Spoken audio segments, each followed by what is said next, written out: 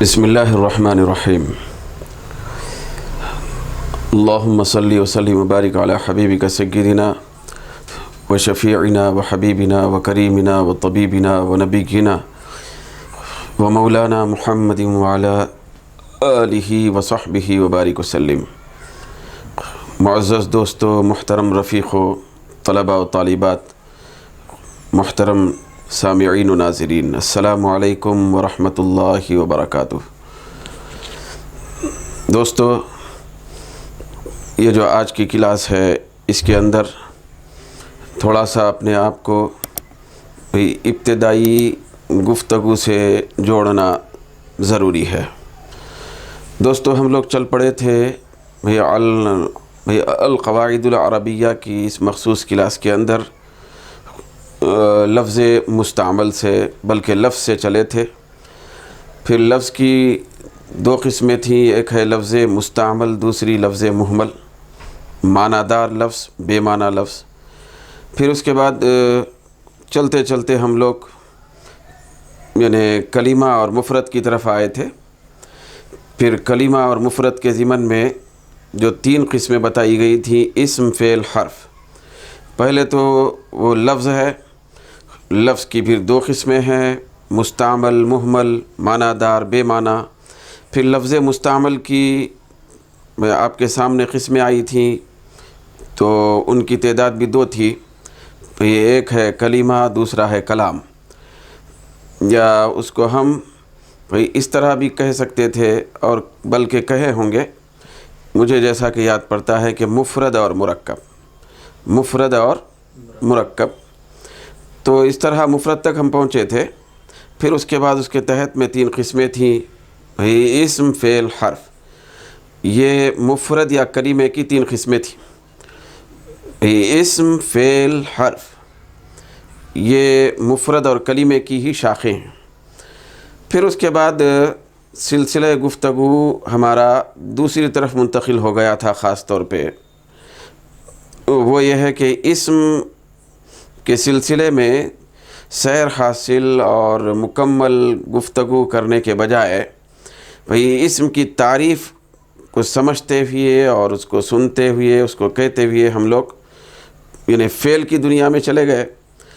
پھر فعل کا جب سلسلہ شروع ہوا، فعل کے سلسلے میں گفتگو ہوئی، بحث ہوئی، تو میں نے بہت ابتدائی، بالکل ابتدائی گفتگو میں نے آپ سے عرض کیا تھا، جیسا کہ کچھ ہفتوں تک، کچھ دنوں تک فعل کے سلسلے میں ہی گفتگو باقی رہ سکتی ہے اور چل سکتی ہے۔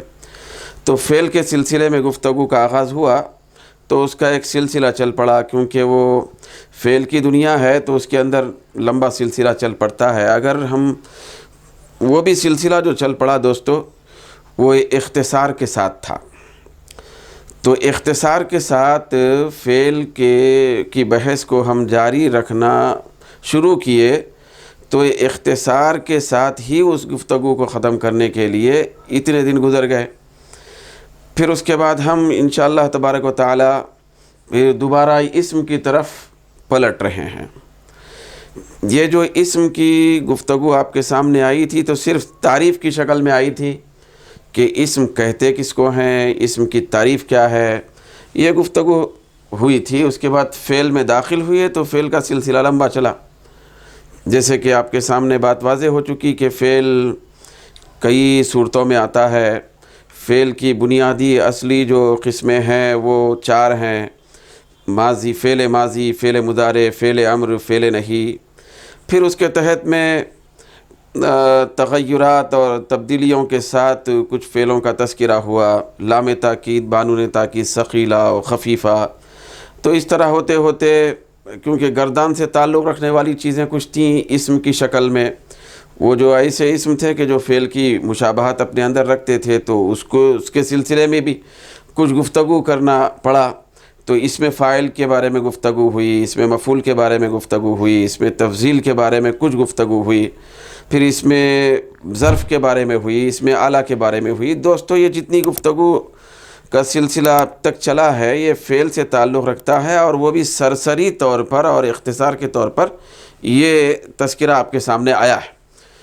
پھر انشاءاللہ تبارک و تعالی ہم اپنے ماضی اور تاریخ سے اپنے آپ کو جوڑتے ہوئے پھر اسم کی طرف رواں دواں ہیں دوستو۔ انشاءاللہ تبارک و تعالی اب کچھ سلسلہ جو ہے اسم سے تعلق رکھنے والا ہوگا، کچھ سلسلہ آپ کے سامنے جو پیش کیا جائے گا وہ فعل سے تعلق رکھنے والا بھی ہوگا۔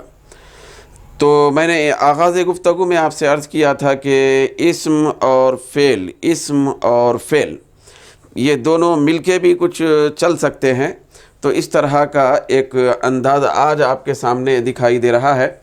وہ یہ ہے کہ یہاں دیکھیے، چونکہ ہم لوگ وہاں پہ جو بحث ختم کیے تھے ابتدائی گفتگو میں، لفظ مستعمل کی دو قسمیں ہیں، مفرد اور مرکب۔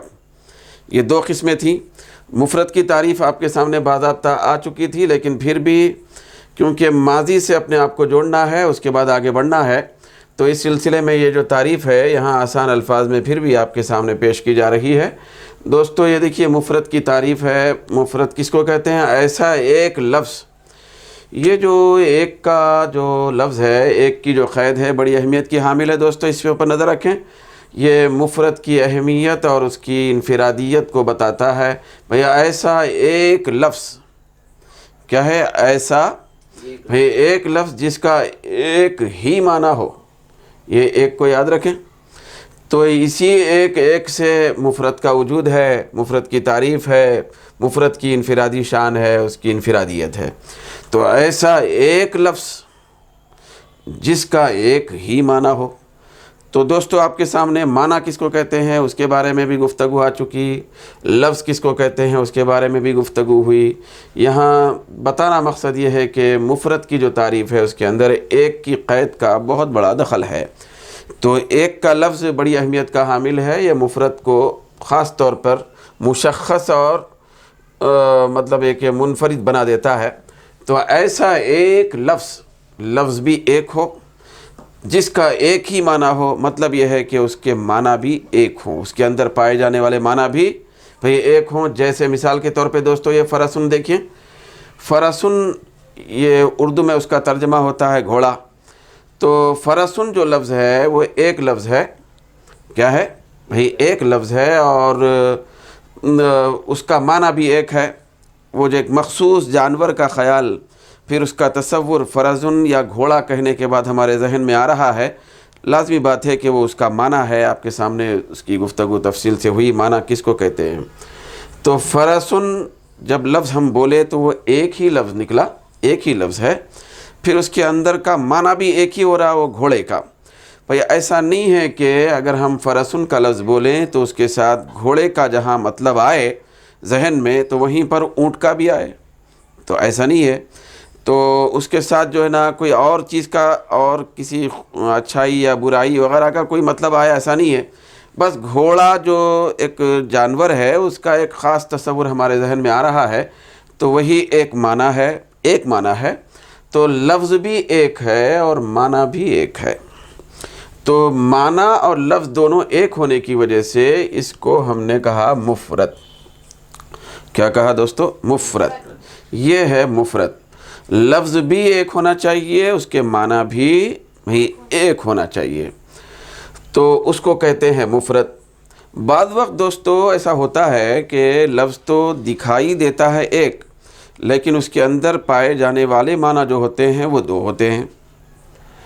تو یہ اگر ایسی شکل پیدا ہو جائے تو اب سمجھ میں اب نہیں آتا کہ ہم اس کو مفرد کہیں یا مرکب کہیں۔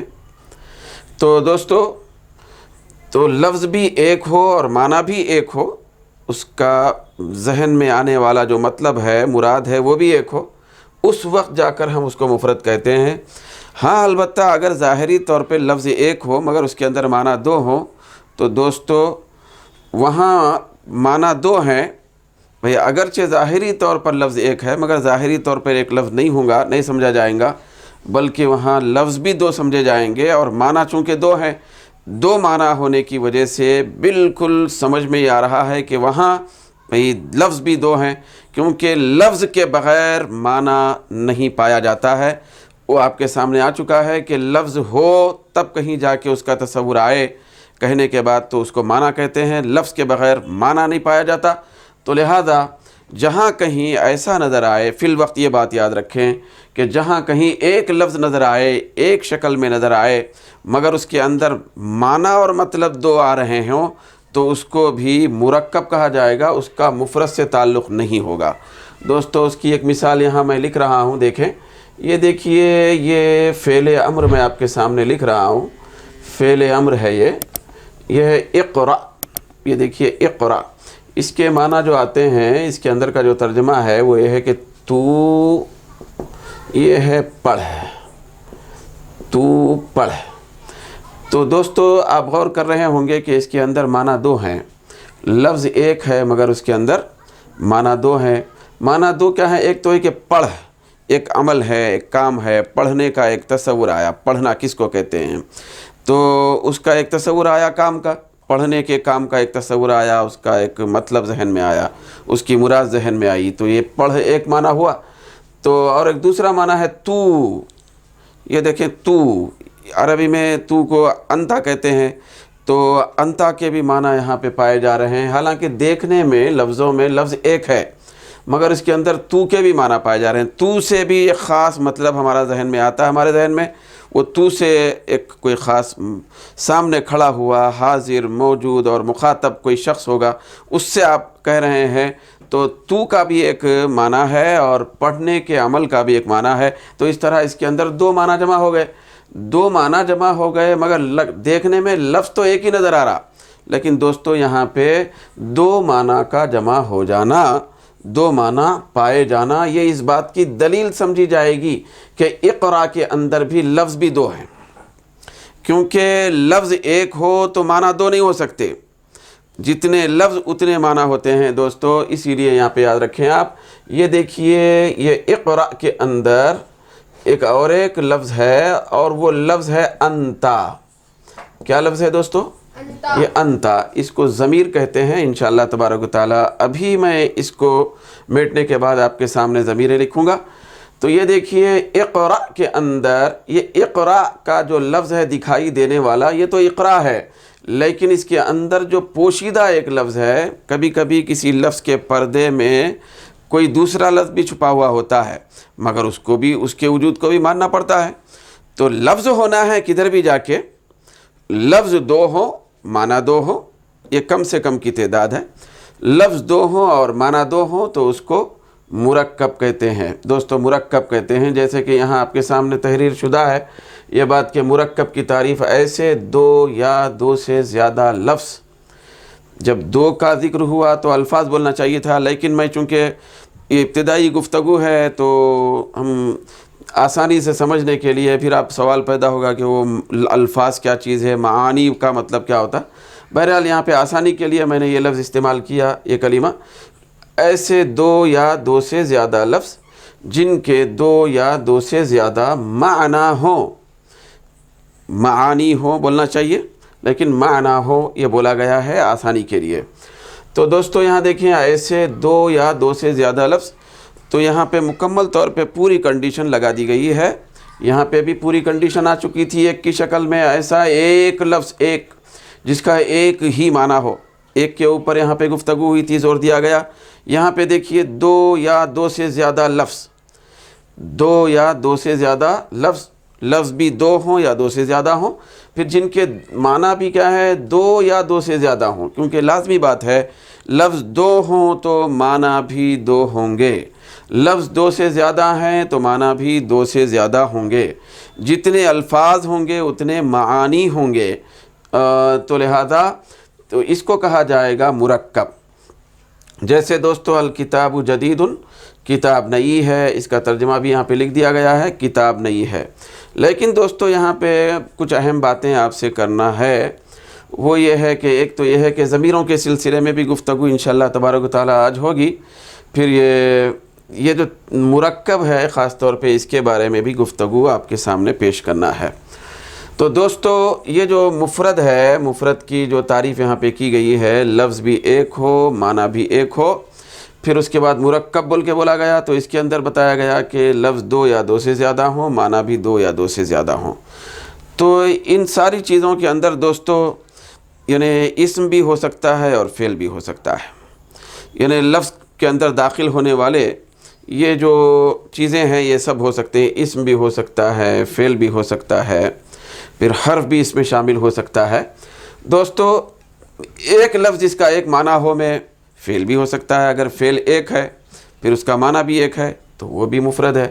پھر مرکب کے تحت میں جو بتایا گیا کہ دو یا دو سے زیادہ لفظ جن کے دو یا دو سے زیادہ معنی ہو، تو وہ دو جو لفظ ہیں یا دو سے زیادہ جو لفظ ہیں وہ اسم بھی ہو سکتے ہیں، فعل بھی ہو سکتے ہیں۔ تو لہذا یہ جو ہے نا یہ مرکب کی شکل میں یہاں بتایا گیا کہ فعل ہے، فعل کے ساتھ کوئی اسم کا، جیسے مثال کے طور پہ دیکھیں یہاں یہ فعل ہے، اقرأ کا جو لفظ ہے فعل ہے، فعل کے تحت میں اس کے اندر چھپا ہوا ضمیر کی شکل میں ایک لفظ ہے، وہ ہے انتا۔ انتا کے معنی اس کے اندر موجود ہوتے ہیں۔ تو یہ انتا اور یہ ظاہری طور پہ لکھا جانے والا، دیکھا جانے والا جو فعل ہے، یہ لفظ ہے اقرأ کا، یہ دونوں مل کر مرکب ہو رہے ہیں۔ یہ دونوں ملنے کی وجہ سے، دونوں مل کے پائے جانے کی وجہ سے ان کو مرکب کہا گیا۔ لیکن دوستو یہاں پہ اب عرض کرنا مقصد یہ ہے کہ مکمل طور پہ ہم مفرد اور مرکب کو کیسے سمجھیں، مرکب کب کہیں اور مفرد کب کہیں، تو اس کو سمجھنا ضروری ہے۔ فی الوقت تو آپ ذہن میں یہ اتار لیں کہ مفرد ایسے لفظ، ایک لفظ کو کہا جاتا ہے، ایک کی بڑی اہمیت ہے مفرد کے ضمن میں، بھئی ایسے ایک لفظ کو کہا جاتا ہے جس کے اندر ایک ہی معنی ہو۔ یہ تاکید کے لیے آپ کے سامنے وہ معنی کے ساتھ ایک ہی کا لفظ لگایا گیا ہے، کیونکہ اس کے اندر ایک معنی ہی ہونا چاہیے۔ تو دوستو یہاں پہ میں یہاں دیکھیے یہ ایک لفظ لکھ رہا ہوں، یہ مفرد کے تحت میں ہے، یہ دیکھیے افراد۔ پھر یہاں میں لکھ رہا ہوں، دیکھیے یہ ترکیب، میں حرکتیں ڈال کے لکھ رہا ہوں تاکہ آسانی ہو جائے۔ یہ ہے افراد، یہ ہے ترکیب۔ تو یہ افراد جو لفظ ہے اس سے مفرد بنا، اسی سے کیا بنا؟ مفرد ہوا۔ یہ افراد سے مفرد ہوا، یہ اسم مفعول ہے، یہ افراد کا، یہ مصدر ہے، اس کا اسم مفعول ہے مفرد۔ پھر یہ ترکیب، ترکیب بھی مصدر ہے اور اس سے جو بنا ہوا لفظ ہے مرکب، ترکیب سے مرکب ہوا۔ تو یہ مرکب جو لفظ ہے یہ بھی اسم مفعول ہے۔ یہ کیسے اسم مفعول ہے انشاءاللہ تعالیٰ اس کے سلسلے میں گفتگو، اسم مفعول کی تفصیل جب بیان کی جائے گی تو اس میں ہوگا۔ فی الوقت تو یہ یاد رکھیں دوستو، یہ افراد اور ترکیب یہ دونوں کے دونوں مصدر ہیں۔ کیا ہے؟ یہ مصدر کے سلسلے میں آپ کے سامنے گفتگو ہو چکی ہے، کچھ گفتگو۔ یہ ہے مصدر۔ مصدر کے اندر اردو میں جو ترجمہ پایا جاتا ہے دوستو آپ کے سامنے وضاحت کی گئی تھی، جو اردو میں مصدر کا ترجمہ جو ہے نا کے الفاظ میں کیا جاتا ہے، نا کے الفاظ میں کیا جاتا ہے۔ جیسے مثال کے طور پہ کھانا، پینا، اٹھنا، بیٹھنا، جانا، آنا، یہ اردو کے ترجمے میں مصدر ہونے کی دلیل ہوتی ہے اور اس کی نشانی ہوتی ہے کہ اس کے اندر آخر میں نا کا ترجمہ آئے۔ لیکن دوستو اب عربی زبان کے اندر جو ہے وہ کچھ اوزان مقرر ہیں، کچھ طریقے مقرر ہیں جن سے مصدر ہونے کا پتہ چلتا ہے، اور وہ کچھ حد تک نہیں بھی ہیں مقرر، بغیر مقرر کے بھی ہیں۔ تو بہرحال وہ زیادہ تجربے اور زیادہ ہماری پڑھائی لکھائی کے درمیان میں اس کی پہچان ہوتی ہے۔ لیکن دوستو یہاں پہ جو دو مصدر آئے ہوئے ہیں یہ فٹ مصدر ہیں، تو ایسی نوعیت کے الفاظ جب ہم دیکھیں گے تو علانیہ لفظ کو دیکھ کے سمجھ سکتے ہیں کہ یہ مصدر ہے۔ یہ دیکھیے یہ جو ہے افراد بول کے جو لفظ ہے افعال کے وزن پر ہے، تو افعال کے وزن پر کوئی لفظ آ جانا یہ مصدر ہونے کی بھئی نشانی اور اس کی علامت ہے۔ فی الوقت یاد رکھیں افعال کے وزن پر، یہ افعال جو ہوتا نا، افعال فعل کو لے کے ہی گفتگو ہوئی تھی، اصل فاعل لام ہی ہے جس کو جو ہے نا ہم سانچے کے طور پہ مقرر کرتے ہوئے چل رہے اور مقرر کیا گیا ہے۔ افعال کے وزن پر جو بھی لفظ آئے گا وہ سمجھیں کہ مصدر ہوتا ہے۔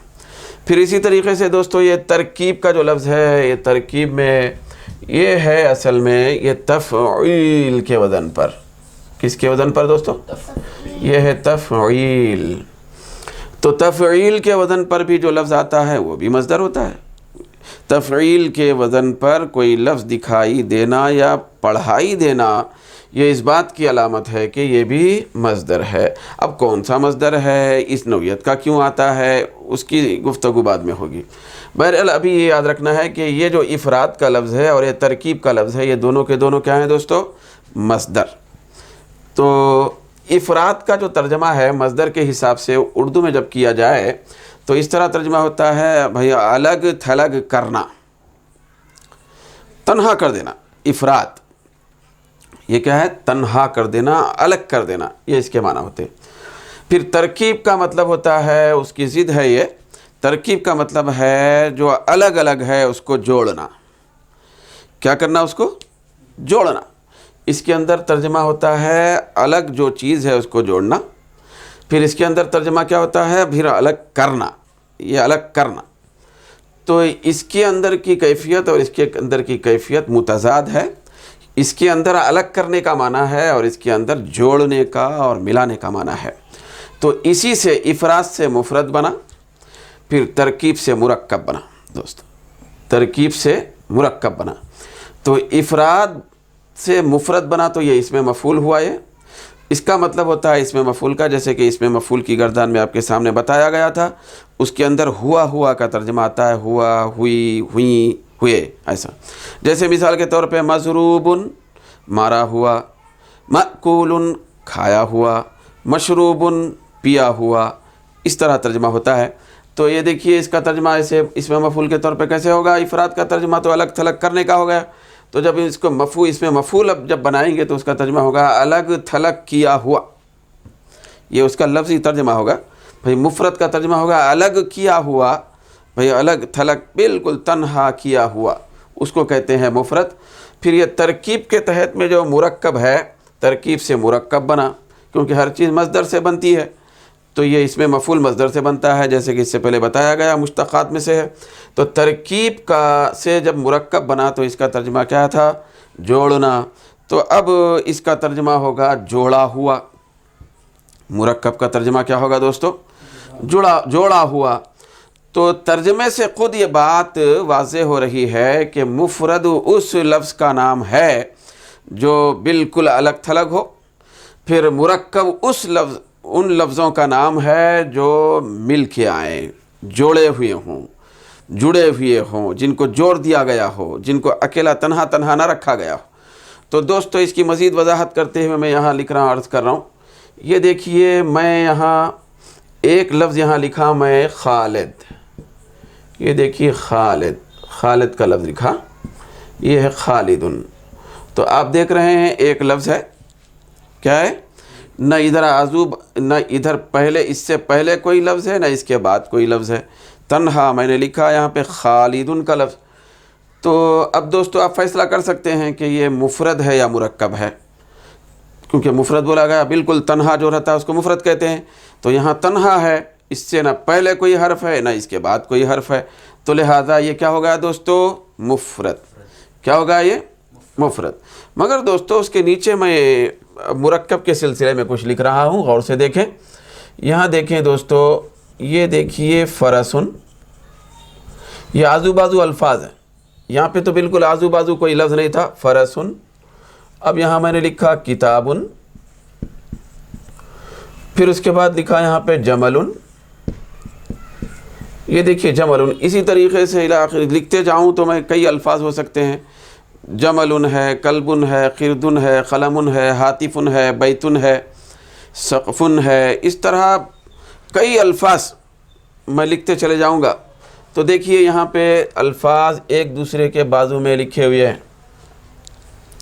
یہ تو تھا تنہا لفظ خالدن، اس لیے اس کو ہم بولے تھے مفرد، مگر یہاں جو شکل ہے فرسن کے بازو میں کتابن ہے، کتابن کے بازو میں جملن ہے، جملن سے پہلے کتابن ہے، کتابن سے پہلے فرسن ہے، اس طرح یہ کئی الفاظ مل کے آ رہے ہیں۔ پھر آگے بڑھاتے چلے جائیں گے تو اور کئی الفاظ مل کے آ جائیں گے۔ تو یہ کیا چیز ہے؟ یہ تو ہو گیا مفرد۔ یہ جو خالدن کا جو لفظ ہے وہ کیا ہو گیا دوستو؟ وہ ہے مفرد، کیونکہ اس کے نہ آزو تھا نہ بازو تھا، تنہا وہی ایک ہی لفظ پایا گیا تھا، تو وہ ہو گیا تھا مفرد۔ لیکن دوستو یہاں پہ تو کئی الفاظ جمع ہو جا رہے ہیں اکٹھے، تو یہ معلوم ایسا ہوتا ہے ظاہری طور پر کہ اس کے اندر ترکیب ہے، مطلب یہ ہے کہ ایک لفظ دوسرے لفظ سے جڑا ہوا ہے. دیکھیے فرسن کتابن سے جڑا ہوا ہے, کتابن جملن سے جڑا ہوا ہے, بازو آزو آ رہے ہیں تو جوڑے ہوئے لگ رہے ہیں. کیا ہے؟ جوڑے ہوئے ہیں, تو لہذا یہ مرکب ہونا چاہیے. کیونکہ یہ مفرد ہوا تو یہ تو جوڑے ہوئے, تنہا تھا تو مفرد, اور جوڑ کے آگے کئی الفاظ مل کے تو اس کو کیا بولیں گے؟ مرکب بولنا چاہیے. لیکن دوستو ایسا نہیں ہے, یہ غلطی آپ کبھی نہیں کریں گے. دوستو یہ جو بولا گیا ہے ترکیب جوڑنا, تو بہت ساری چیزیں ایسی ہوتی ہیں جو جڑی ہوئی نظر آتی ہیں مگر تنہا ہوتی ہیں. بہت ساری دنیا میں چیزیں ایسی ہوتی ہیں, بہت سارے لوگ ایسے ہوتے ہیں جو ظاہری طور پر جڑے ہوئے نہیں لگتے لیکن جڑے ہوئے ہوتے ہیں, جڑے ہوئے. تو دوستو یہ جو ترکیب کا لفظ ہے, ترکیب کا مطلب جو جوڑنا ہے, یہ جوڑنا یا جڑنا جو بھی ہے, اس کا مطلب ظاہری طور پہ نہیں ہے, ظاہر کی بات نہیں ہے, یہ اندر کی بات ہونا ہے. اندر بھائی اندر سے جڑے ہوئے ہونا, کیا ہونا, اس کی اہمیت ہے. دوستو میں ایک مثال سے عرض کروں. دیکھیے آپ کا کوئی دوست ہے, وہ امریکہ میں رہتا ہے, بھئی آپ کے اور اس کے درمیان میں بہت زیادہ گہری اور پکی دوستی ہے.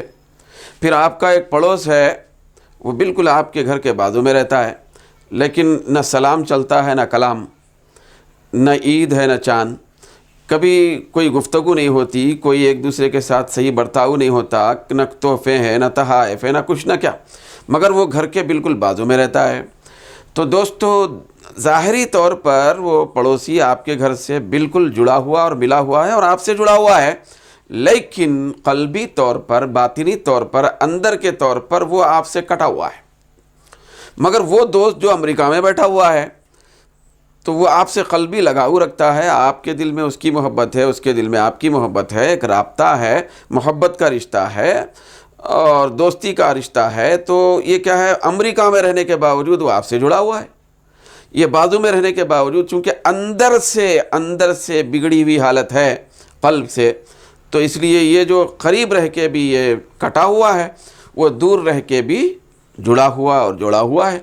تو اسی مثال کو پیش نظر رکھ کر دوستو ایسا سمجھنا چاہیے, جڑے ہوئے جوڑنے کا مطلب یہ نہیں ہے کہ خالی لفظ کے بازو میں جڑا ہوا ہے یا جوڑا ہوا ہے, بلکہ اس سے مراد ہے اندر سے جڑا ہوا ہونا.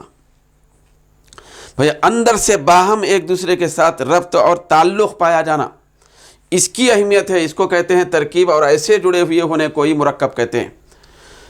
بھئی ایسے جڑے ہوئے ہونے کو ہی مرکب کہتے ہیں کہ اس کی نسبت اس کی طرف, اس کی نسبت اس کی طرف, اس کا تعلق اس سے, اس کا تعلق اس سے, کسی نہ کسی حیثیت سے ہو.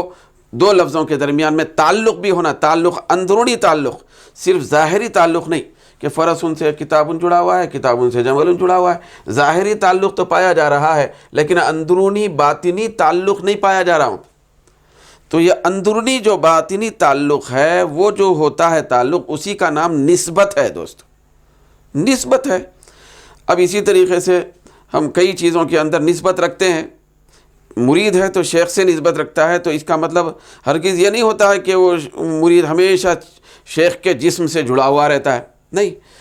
وہ اندرونی طور پہ تعلق کا مطلب ہوتا ہے, اندرونی طور پہ تعلق ہوتا ہے, اس کو نسبت کہتے ہیں. تو دوستو نسبت والی ترکیب جو ہوتی ہے, نسبت والی ترکیب, تعلق والی ترکیب جو ہوتی ہے, تعلق والا جڑا ہوا جو ہوتا ہے, جوڑنا جو ہوتا ہے, تو اسی کو مرکب کہتے ہیں, اور ایسا جوڑنے کو ترکیب کہتے ہیں.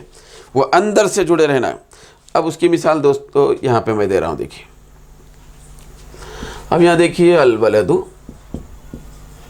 یہ ہے الولد صالح. یہ دیکھیے الولد صالح, اس کا مطلب ہو رہا ہے لڑکا نیک ہے. یہ دیکھیے لڑکا نیک. تو دوستو ادھر ان لفظوں کی طرح یہ دو لفظ مل کے نہیں آئے. اب یہاں پہ ترجمہ دیکھیے, گھوڑا, کتاب, اونٹ. آگے اگر بولیں تو کتا, بلی, انسان, جانور, سات, فون, قلم, پین, کاپی, کتاب, کچھ بھی ہو سکتا ہے. تو ایسے الفاظ کی بھرمار آ گئی لائن سے, لیکن ہر لفظ دوسرے لفظ سے اندرونی طور پہ جڑا ہوا نہیں ہے, تنہا تنہا ہے.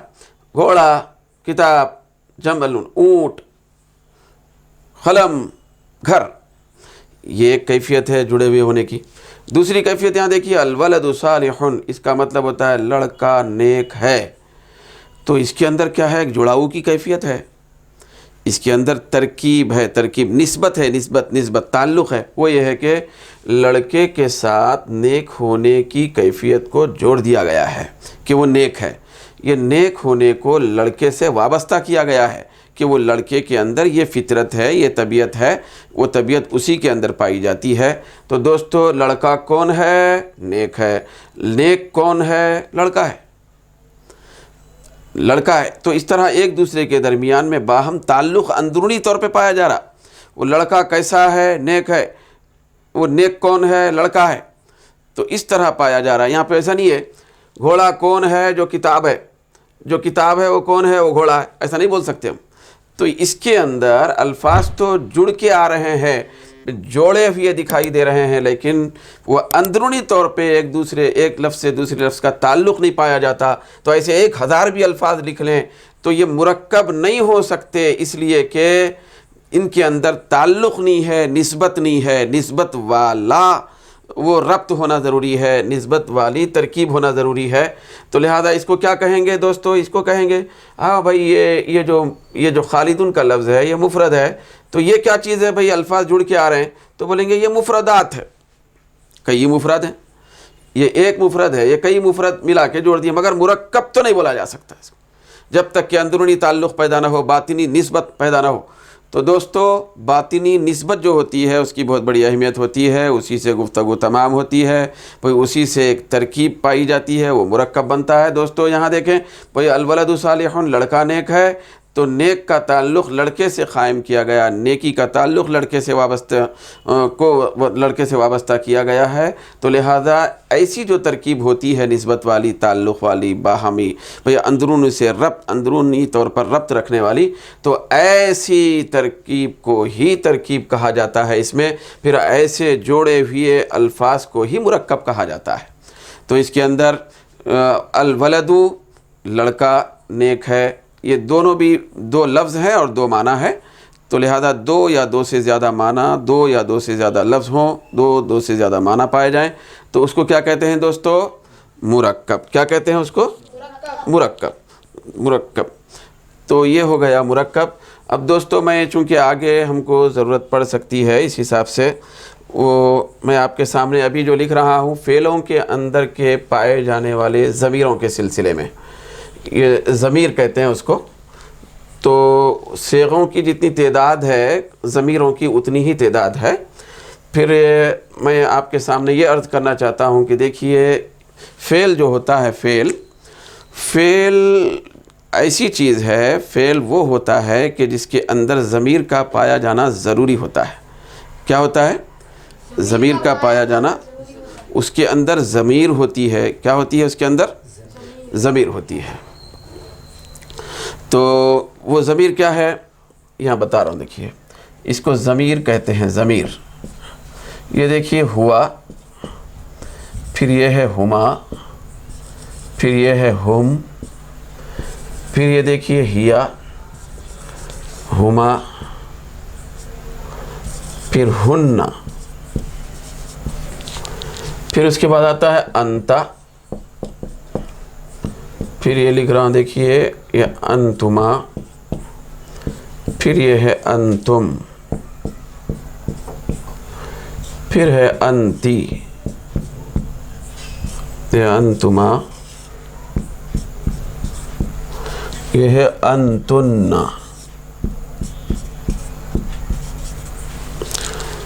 پھر اس کے بعد دو ضمیریں ہیں متکلم کی، یہ انا، پھر یہ ہے نحنو۔ فی الوقت اتنا یاد رکھنا ہے دوستو، یہ ان کو ضمیر کہا جاتا ہے بھئی اسم کے بدلے میں اس کے مقام پہ استعمال ہونے والے لفظ کو ضمیر کہتے ہیں۔ ضمیریں کل یہ بھی 14 ہیں، ہوا ہما ہم، ہیا ہما ہننا، پھر انتا انتما انتم، پھر انتی انتما انتن، یہ ہے انا نحنو۔ تو یہ جو ضمیریں ہیں ادھر کی دوستو، یہ ہے غائب کی ضمیریں۔ جو غائب کی ضمیریں ہیں وہ غائب کے صیغوں میں رہتے ہیں، جیسے ضربا ہے، ضربا کے اندر ہوا کی ضمیر ہے، ضربا کے اندر ہما کی ضمیر ہے۔ ضربو کے اندر ہم کی ضمیر ہے، اسی طریقے سے یہ پوری ضمیروں کو آپ قیاس کر لیں۔ پھر اس کے بعد جب حاضر کے صیغے شروع ہوتے ہیں تو اس کے اندر تو تم کا ترجمہ ہوتا ہے، جیسے کہ اس سے پہلے عرض کیا گیا۔ یہ دیکھیے ضربتا جو ہوتا ہے اس کے اندر انتا ہوتا ہے، انتا کی ضمیر ہوتی ہے۔ پھر یہ ضربتما جو بول رہے ہیں تو اس کے اندر انتما کی ضمیر ہے، ضربتم میں انتم کی ضمیر ہے، ضربتی میں انتی کی ضمیر ہے، پھر ضربتما میں انتما کی ضمیر ہے، ضربتنا میں انتنا کی ضمیر ہے، تم سب کا ترجمہ ہوتا ہے۔ پھر ضربتو میں میں کی ضمیر ہے، یانا کی ضمیر ہے، ضربنا میں نحنو کی ضمیر ہے جو اس کا ترجمہ ہم کا ہوتا ہے۔ بہرحال خلاصہ یہ ہے کہ یہ ضمیریں ہیں، پھر یہ فعل کے اندر پائی جاتی ہیں۔ فعل کے صیغوں میں ضمیروں کا پایا جانا لازمی ہوتا ہے، اس کے اندر ضمیر ہوتی ہے، یعنی ان ضمیروں میں سے کوئی بھی ضمیر ان کے جیسے صیغے کے اندر پائی جاتی ہے۔ دوستو یہاں پہ ایک مثال دے کے اپنی بات کو ختم کرنا چاہتا ہوں۔ یہ دیکھیے فعلتا کا ترجمہ ہم نے کیا تھا کیا تو ایک مرد۔ تو دوستو کیا تو ایک مرد، تو یہ تو کا جو ترجمہ ہو رہا خاص طور پہ یہاں پہ تو کا، تو یہ ضمیر ہی کا ترجمہ ہو رہا جو اس کے اندر پائی جا رہی ہے۔ اب آپ کو مان لینا پڑے گا وہ ضمیر اس کے اندر ہے، اس کو ضمیر یہ لفظ ہے، یہ انتا کا ترجمہ ہو رہا ہے تو، کیونکہ وہ اس کے اندر پایا جاتا ہے فعلتا کے صیغے میں۔ فعلتا کے صیغے میں دوستو ہوا نہیں پایا جاتا، کیونکہ یہ حاضر کا صیغہ ہے، تو حاضر کے صیغے میں تو کا ترجمہ ہوتا ہے، تو تو کے ترجمے والی ضمیر ہی اس کے اندر پوشیدہ ہوگی، اس کے اندر پائی جائے گی۔ تو اس طرح یہ ضمیریں ہیں، ضمیروں کو بھی آپ سے امید ہے کہ اس کو بھی یاد کر لیں گے۔ پھر یہ ضمیروں کو اپنے پیش نظر رکھیں، انشاءاللہ تبارک و تعالی اگلی کلاس میں پھر نئی گفتگو ہوگی۔ اللہ تبارک و تعالی ہم سب کو دینی تعلیم سے کما حق ہو وابستگی اختیار کرنے کی توفیق عطا فرمائے۔